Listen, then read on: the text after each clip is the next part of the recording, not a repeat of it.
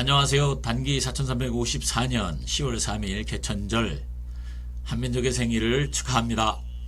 오늘은 다같이 개천절의 의미에 대해서 한번 돌아다보는 시간을 갖고자 합니다. 우리가 지금 하늘이 열린 날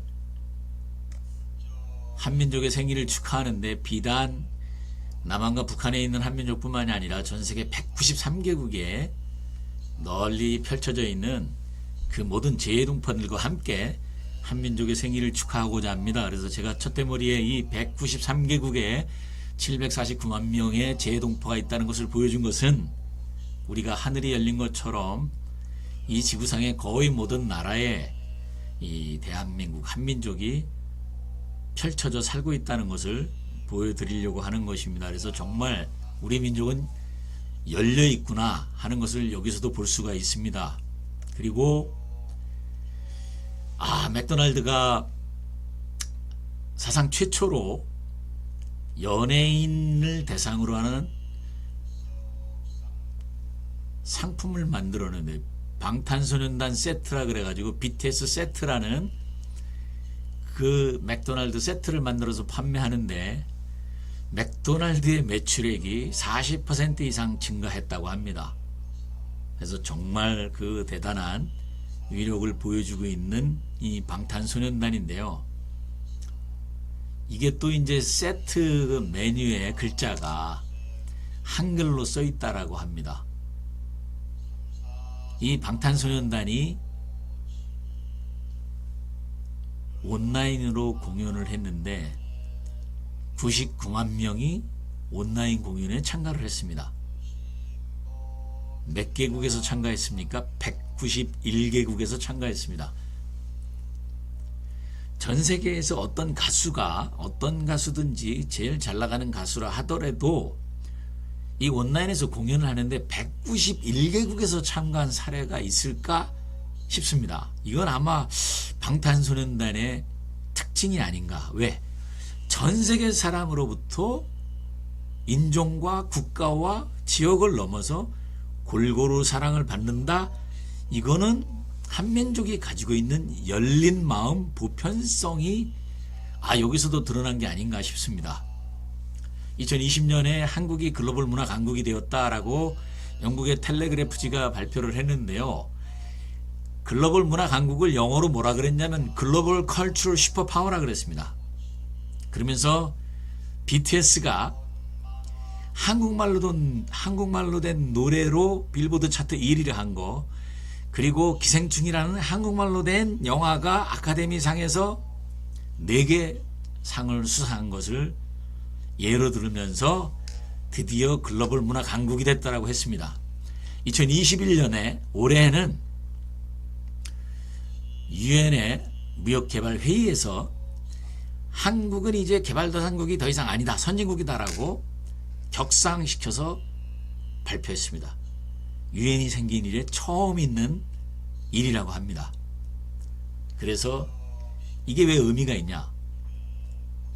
무에서 유를 창조했다라고 어떤 분들은 이제 얘기를 하는데, 개발도상국에서 선진국으로 간 나라가 단 한 나라밖에 없다. 여태까지 그 나라가 대한민국이라는 것은 무슨 의미가 있습니까?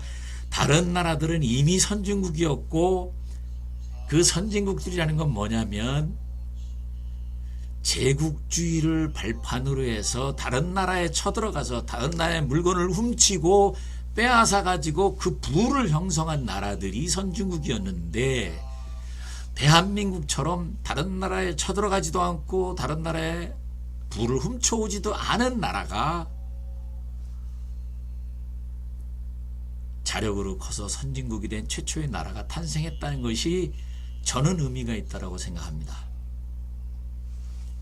그래서 이 프랑스의 기스루만 교수가 세계는 지금까지 한국에 대해서 단편적인 이미지들만 갖고 있었는데 갑자기 이 모든 요소들이 노래를 잘한다, 자동차를 잘 만든다, 핸드폰을 잘 만든다, 배를 잘 만드네, 이런 요소들이 갑자기 샥 결합하면서 한국에 대한 일체성이 있고 총체적인 이미지가 형성되기 시작했는데, 그러면서 전 세계 사람들이 한국이란 나라가 뭔가 희한한 나라구나 하면서 그 자체를 하나의 독자적인 문명으로 보기 시작하였다라고 얘기를 하고 있습니다. 서구에서 사람들이 10만 명 이상이 모인 시위가 발생하면 반드시 일어나는 게 폭동과 약탈입니다. 미국에서도 한인 상점들이 약탈 피해가 시위가 발생하면 속출하고 있다고 합니다. 그런데 대한민국에서는 저런 엄청난 시위, 심지어 연룩에 1000만 명이 참가했다는 시위, 태극기 집회 등등이 벌어져도 단 한 건의 시위 도난 사고도 없고, 그렇다고 가게들이 문 닫지도 않고 오히려 가게들이 문을 열어가지고 시민들을 위해서 무엇을 할 수 있을까 해가지고 따뜻한 물과 보리차를 3000잔을 이 시위에 참가한 사람들한테 대접을 했다. 그래가지고 그걸 보면서 시위에 참가한 한 사람은, 야, 아메리카노 100잔 값을 내가 30만 원 내고 할 테니까 내 뒤에 오는 사람들한테 99명이 공짜로 줘라 라고 돈을 내고 갔다는 일화도 있습니다. 우리가 어떤 민족입니까? 왜 우리는 저런 차별화된 문화를 드디어 세상에 발휘하기 시작할까요? 배달의 민족이라고 얘기합니다. 저는 이 선전이 처음에는 싫었지만 어쨌든 배달의 민족이라는 걸 알리는데 참 기여를 했다라고 생각을 해서 지금은 괜찮다고 생각합니다만, 배달의 민족이 무엇이냐?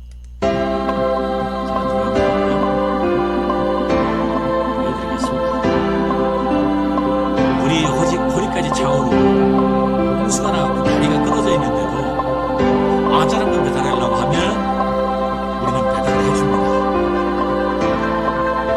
우리가 어떤 민족입니까? 배달의 민족이다. 한국에 사재기가 없는 이유가 무엇입니까? 배달의 문화가 있다. 그런데 그 배달의 진정한 의미, 원래 의미가 무엇인지 아십니까? 보호에 위조활되어 지각 피지 알타림이 좁은 광희를 피한 사교부지라. 옛말에 할아버지를 배라고 하고 광명이 커지는 물건을 달이라고 하니 할아버지 광명이 비친 사방에 땅을 말한다라는 게 배달의 의미라고 하는 거예요. 그래서 그 할아버지 배자는 바로 한웅 할아버지, 홍익인간 정신 가지고 하늘에서 내려온 한웅 할아버지의 광명이 비친 땅을 배달도 신시 배달국이라고 했다는 것입니다. 그래서 이게 할아버지를 할배 그러잖아요. 아버지를 아비라고 하죠. 그래서 할아버지 배에 광명이 퍼지는 물건이 달. 그러니까 배달 그러면 밝은 땅이 아니라 달 자체가 밝은 땅이고, 왜 밝냐의 원인을 설명한 것이 배입니다. 할아버지로부터 그 광명이 왔다. 할아버지 광명이 비치는 사방의 땅을 우리는 배달이라고 했다. 그래서 국호배달은 할아버지의 광명이 비춤이다 라고 독립군의 아버지 홍한나철 선생이 전한 단군교 표명서에 나와 있습니다. 그래서 배달은 하늘 할아버지의 광명이 비친 땅이라는 의미다. 그 하늘 할아버지의 한웅 할아버지가 개천의 광명을 가지고 와서 그 개천의 문화를 이어받아서 세상에 알리기 시작한 것이 단군 할아버지 홍익인간 이하세계의 정신으로 하늘의 광명을 배달하는 사람들이 바로 배달의 민족이죠. 무엇을 배달합니까? 하늘의 광명, 할아버지가 전한 하늘의 광명을 배달하는 사람들이죠. 한국의 택배 시스템을 경험한 외국인들이 경악한다고 합니다. 왜? 그냥 문 앞에다 막 놓고 간다는 거죠. 전 세계에 저런 나라가 없답니다. 다른 나라는 저 사람이 있을 때만 배달이 가능하다고 합니다. 우리는 사람이 없어도 다 놓고 가버립니다. 근데 안 없어진다고 하는 거죠. 외국인이 대한민국에 와서 놀라는 거 하나가, 또 카페에 그냥 한 30분간 뭐 어디 나갔다고 하는데 그냥 노트북, 핸드폰, 뭐 지갑까지 놓고서 그냥 가버리는데 안 없어진다는 거죠. 이게 배달의 민족, 하늘의 마음을 가진 사람들의 특징인가? 제주도에 가면 산무의 땅, 도둑, 거지, 대문이 없는 곳이 있습니다. 대문도 없이 사는 사람들이다. 배달의 민족, 하늘 마음으로 사는 사람들의 모습이 아닌가 싶습니다. 근데 저게 최근의 모습이 아니라 반고의 한서 지리지에 보면 백성들이 서로 도둑질을 하지 않아 대문을 닫지 않고 살았다 라고 기록이 되어 있습니다. 정말 오래전부터 우리는 하늘 마음으로 사는 사람들이라고 보여집니다. 근데 그 한서에만 나온 게 아니라 태백일사 사망관경본기 번안세기 하에 보면 고조선의 22세 색불로 당군 시절에 팔조군법이라는 것을 갖다가 반포를 하는데요. 그게 단기 1052년이니까 지금부터 거의 한 3070년 정도 전이죠. 그 법을 반포하면서 어떤 일이 생겨났냐? 예리하여 백성들이 서로 도둑질을 하지 않았고 대문을 닫고 사는 일이 없었다. 시, 기민, 종, 불, 상, 도 도둑질을 하지 않았고 무문호, 지, 패 문을 닫고 사는 일이 없었다. 그러니까 제주도에 도둑, 대문, 거지가 없는 게 처음으로 생긴 게 아니라 지금부터 3000년 전에 이미 저런 문화가 있었다는 것을 기록하고 있습니다. 제가 제주도에 공무원교육을 가지고 제주도에 대문이 없다는 것은 이건 고조선에 거지가 없고 대문이 없다는 문화가 그대로 전승된 위대한 문화다 그랬더니 제주도의 공무원분께서 교육이 끝난 다음에 저에게 찾아와서 조용히 얘기를 합니다. 강사님, 왜 제주도에 도둑이 없고 대문이 없는 줄 아십니까? 그래서 위대한 문화 때문에 그런 거 아닙니까? 했더니 그분 하시는 말씀이 제주도가 가난해서 훔쳐갈 게 없어서 도둑도 없고 대문도 없다고 합니다. 그래서 제가 그분께 그랬습니다. 그러면 이건 정말 더 대단한 것입니다. 왜? 사람들이 가난해서 먹고 살 수가 없는 정도인데도 훔쳐가지를 않고 아무도 도둑질을 하지 않았다. 그리고 부걸행위를 하지 않았다. 이거 정말 대단하지 않습니까? 그랬더니 그분이 갸우뚱하시면서 정말 그렇게 생각할 수도 있겠네요 라고 하시더라고요. 개천으로 탄생한 홍익인간의 개념은 인간과 자연 그리고 하늘의 세계를 잇는 우주적 자연적 질서를 회복하는 사람입니다. 이것은 우리 민족이 꿈꾸는 세계가 갈등과 대립이 아니라 하늘과 땅과 사람이 조화와 균형을 이루는 이화세계에 있음을 선언합니다. 하늘 마음을 가진 사람들이 내려와 가지고 그 하늘 마음을 전해서 홍익인간을 만들었는데 그 홍익인간이라는 사람은 나만 잘 깨닫고 나만 하늘 마음을 가지고 살겠다는 것이 아니라 모든 사람이 이 하늘 마음을 가지고 살면서 설사 이 하늘 마음을 가지고 있지 못한 사람이더라도 두루 행복하게 살 수 있는 이화세계를 이 땅에서 실현하겠다고 한 사람들의 문화가 오늘 개천절에 하늘이 열린 날 당군 할아버지가 이 나라를 건국한 이념 홍익인간 이화세계의 의미가 아닐까 싶습니다. 그래서 배달의 민족은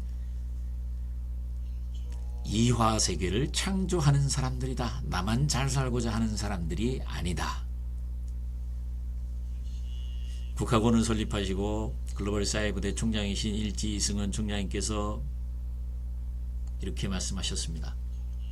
사람의 가치는 그 사람 내 속에 어떤 스피릿, 정신, 어떤 영혼의 소지자이냐가 중요하다.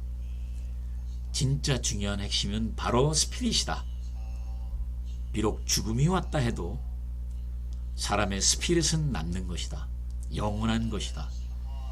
근데 한민족의 그 스피릿은 어디서 왔는가? 우리 민족의 건국 정신으로부터, 홍익인간 이화세계 정신으로부터, 그리고 배달의 정신으로부터 왔다는 것이죠.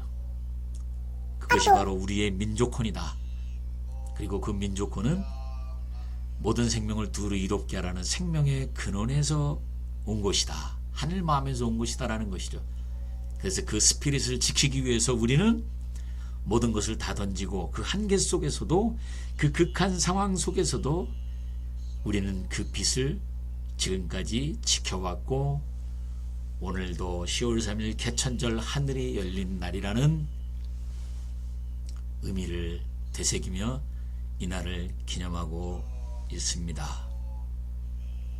단기 4354년 10월 3일 개천절 하늘이 열린 날 한민족의 생일을 다시 한번 전 세계의 모든 분들과 함께 축하합니다. 감사합니다.